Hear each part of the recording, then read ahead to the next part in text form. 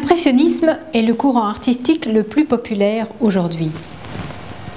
Il est né à la fin du XIXe siècle d'une collaboration entre des artistes bien décidés à innover.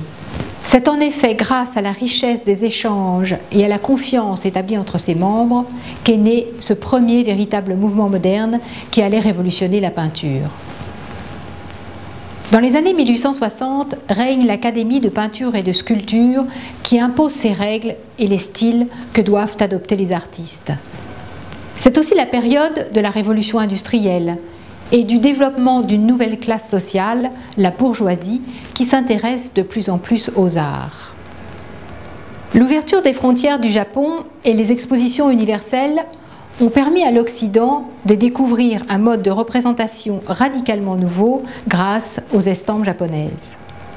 Enfin, la photographie se développe et vole à la peinture la représentation du réel.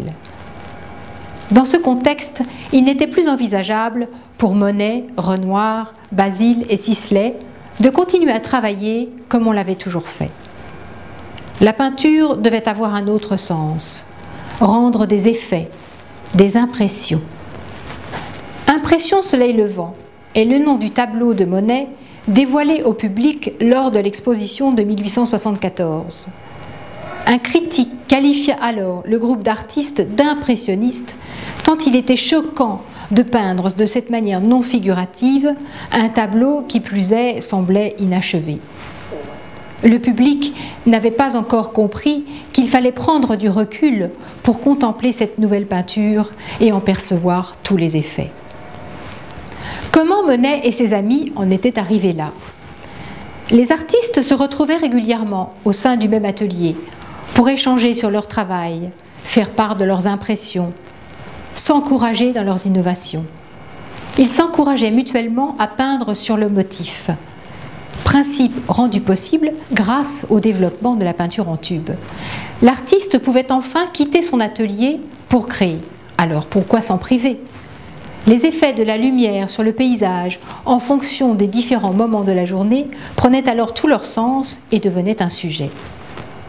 Des binômes se formaient aussi pour approfondir certaines expériences. Renoir avec Sisley, Monet avec Basile, puis Monet avec Renoir. Certaines créations étaient si proches qu'il était parfois impossible d'en identifier leur auteur.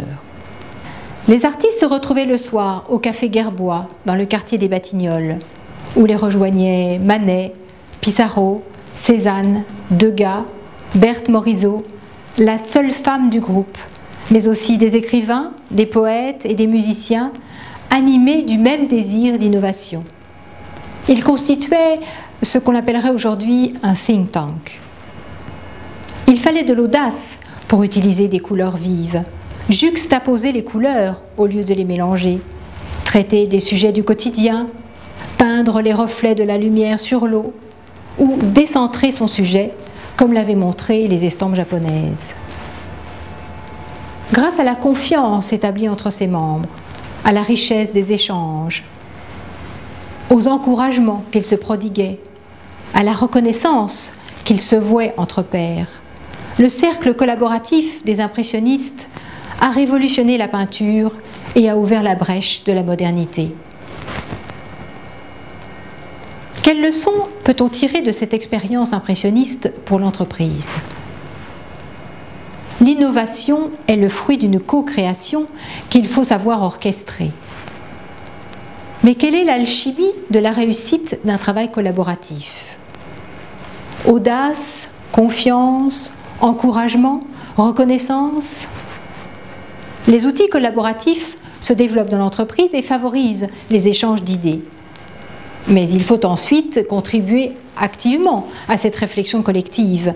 Et pour cela, peut-on se passer des rencontres?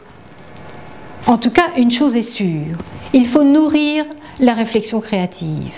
Alors, à très bientôt pour de nouvelles expériences issues d'artistes innovateurs.